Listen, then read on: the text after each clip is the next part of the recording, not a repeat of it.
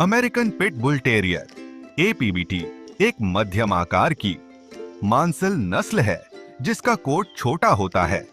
इसे United kennel club यूकेसी और American dog breeders association एडीबीए द्वारा मान्यता प्राप्त है, लेकिन अमेरिकन केनल क्लब एकेसी द्वारा नहीं, जो इसके समान नस्ल अमेरिकन स्टैफोर्डशायर टेरियर को मान्यता देता है।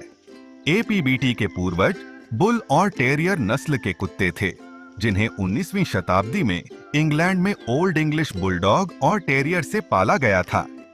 इन कुत्तों का इस्तेमाल शुरू में बुल बेटिंग और बियर बेटिंग जैसे खूनी खेलों में किया जाता था।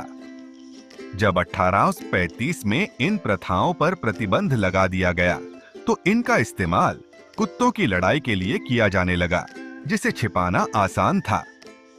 उनके नाम में पिट शब्द इस खेल में इस्तेमाल होने वाले लड़ाई के गड्ढों से आया है।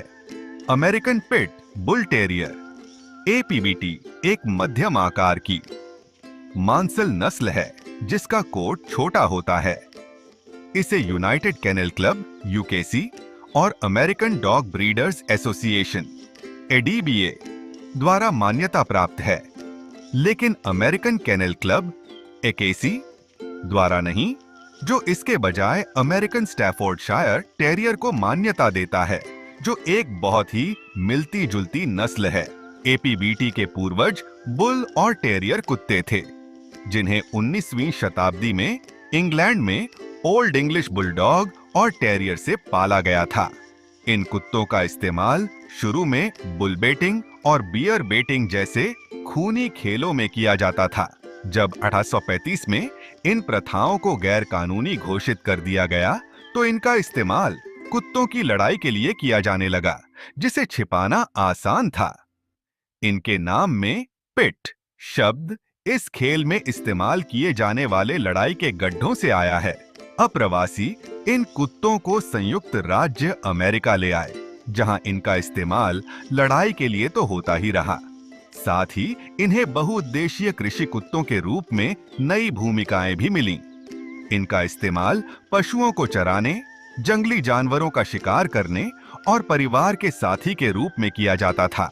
इंसानों के प्रति उनकी वफादारी और सौम्य स्वभाव के कारण उन्हें नैनी डॉग उपनाम मिला और वे ओएल अमेरिकन डॉग के एक प्रतिष्ठित प्रतीक बन गए।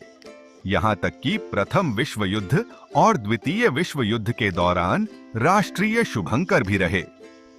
वे बुद्धिमान और खुश करने के लिए उत्सुक होते हैं, जिससे उन्हें प्रशिक्षित करना आसान हो जाता है। सकारात्मक सुदृढ़ीकरण प्रशिक्षण इस नस्ल के लिए सबसे उपयुक्त है। वे अपने परिवारों के साथ मजबूत बंधन बनाते हैं और अपने मालिकों के करीब रहने की इच्छा के कारण उन्हें अक्सर वेल्क्रो डॉग कहा जाता है। एपीबीटी ऊर्जावान होते हैं और विभिन्न प्रकार की गतिविधियों का आनंद लेते हैं, जैसे कि लाने ले जाने का खेल खेलना और चपलता और भार खींचने जैसे अधिक संरचित कुत्ते के खेल। उन्हें रोजाना पर्याप्त व्यायाम की आवश्यकता होती है।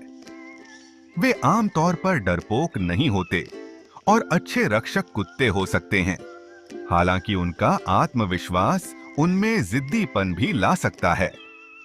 हालांकि एपीबीटी आमतौर पर लोगों के साथ बहुत मिलनसार और सौम्य होते हैं। कुछ में शिकार करने की तीव्र प्रवृत्ति हो सकती है और वे अन्य कुत्तों या छोटे जानवरों के साथ नहीं मिल पाते, खासकर अगर उन्हें कम उम्र से ही ठीक से सामाजिक नहीं बनाया गया हो। इस नस्ल के लिए प्रारंभिक और निरंतर सामाजिककरण महत्वपूर्ण है। एपीबीटी का शरीर मजबूत और मांसल होता है, जिसका सिर चौड़ा और छोटा, चिकना होता है और यह विभिन्न रंगों और डिजाइनों में उपलब्ध होता है। नर आमतौर पर 18 और 21 इंच लंबे और 35-60 पाउंड वजन के होते हैं, जबकि मादाएं थोड़ी छोटी होती हैं। उनकी मांसपेशियों की संरचना स्पष्ट और पूंछ पतली होती है। अमेरिकन पिट बुल टेरियर एपीबीटी का जीवन गतिशील होता है, जो उनकी उच्च ऊर्जा, दृढ़ वफादारी और जिम्मेदारी से भरे स्वामित्व की चाहत से चिह्नित होता है। यहाँ एक सामान्य एपीबीटी के जीवन की विस्तृत जानकारी दी गई है, जिसमें उनके जीवन काल और स्वास्थ्य से लेकर उनकी दैनिक जरूरतें शामिल हैं। अमेरिकन पिट बुल टेरियर एक मजबूत और आमतौर पर स्वस्थ नस्ल है, जिसका औसत जीवन काल 12 से 14 साल होता है। उचित देखभाल, स्वस्थ आहार और नियमित पशु चिकित्सा जांच के साथ कई इससे भी ज्यादा समय तक जीवित रह सकते हैं। अपनी ऊर्जा के लिए जाने जाने वाले एपीबीटी कुछ विशिष्ट स्वास्थ्य समस्याओं से ग्रस्त होते हैं। यह एक आनुवंशिक स्थिति है, जिसमें कूल्हे या कोहनी के जोड़ ठीक से नहीं बनते, जिससे गठिया और दर्द होता है। एपीबीटी विशेष रूप से त्वचा की एलर्जी के प्रति संवेदनशील होते हैं, जो भोजन, पिस्सू या पर्यावरणीय कारकों के कारण हो सकती है। उन्हें झिंक प्रतिक्रियाशील डर्मेटोसिस और इचिथोसिस नामक एक गंभीर परतदार त्वचा रोग जैसे त्वचा संक्रमण भी हो सकते हैं। यह एक ऐसी स्थिति है जिसमें थायराइड ग्रंथि पर्याप्त हार्मोन नहीं बनाती, जिससे वजन बढ़ना, त्वचा का रूखापन और व्यवहार में बदलाव आते हैं। एक आम समस्या पेटेलर लक्सेशन है, जिसमें घुटने की टोपी अपनी जगह से खिसक जाती है। उन्हें जन्मजात हृदय दोष जैसे महाधमनी स्टेनोसिस का खतरा हो सकता है। इन समस्याओं के प्रबंधन या रोकथाम के लिए नियमित पशु चिकित्सक, जांच और एक स्वस्थ जीवन शैली आवश्यक है।